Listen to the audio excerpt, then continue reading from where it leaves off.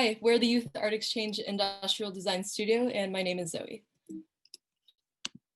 As designers, we meet twice a week and work on various projects throughout the semester. But what do designers actually do? And we asked some people, and here's what they said. So design starts with observation and coming up with solutions for everyday problems. Take this designer, for example. Observing that paper bookmarks fell out of books, this designer created a staple tool for everyday design studio, Post-its. And one thing that was emphasized this studio is that everybody is a designer. So over this semester, our projects were focused on redesigning public spaces during the COVID era. And to tell you about that is Malia and Chloe. Hi, my name is Malia, and as Zoe mentioned, our big project was to design around this global pandemic we are in.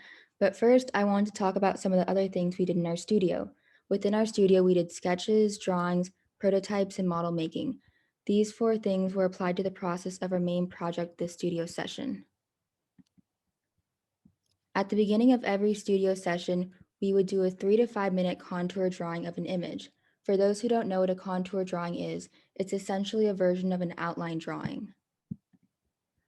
Some people drew a more detailed drawing, while others drew more of a simplistic drawing of the image we were looking at. Despite having all been viewing the same image, everyone takes a different approach to it. Some use a thicker lead, which shows up as thicker lines, while others choose to use a lighter lead, which made the drawing appear softer with lighter and thinner lines.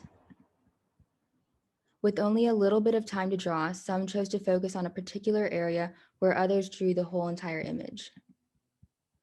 Now, with all this talk about drawing, you may be wondering, well, why do designers do it? Well, drawing is important for designers to do because when it comes to designing something, it's like a tool to use that helps you transfer the ideas from your head down onto a piece of paper. It helps to really visualize those ideas. It not only helps you work out ideas, but it can also inform someone of your thoughts and what you're wanting or thinking of creating. Overall, the drawing exercises were fun, relaxing, and helpful to do before we dived into our projects. Speaking of projects, I'm going to hand it off to Chloe, and she'll be further explaining our project.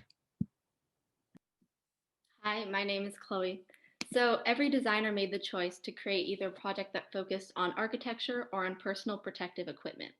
In this slide, you can see 2 examples of projects that address the same situation, but one is architecture and one is PPE.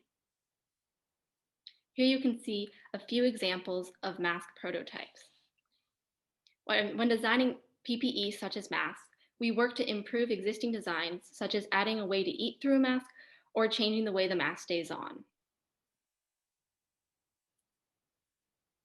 Some took other approaches to PPE, such as the jacket and mask hybrid shown in the slide.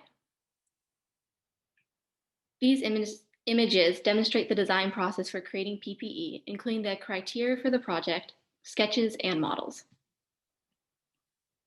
Some designers chose to take the architecture route, which involved designing any sort of physical structure that would address the idea of public space during the pandemic.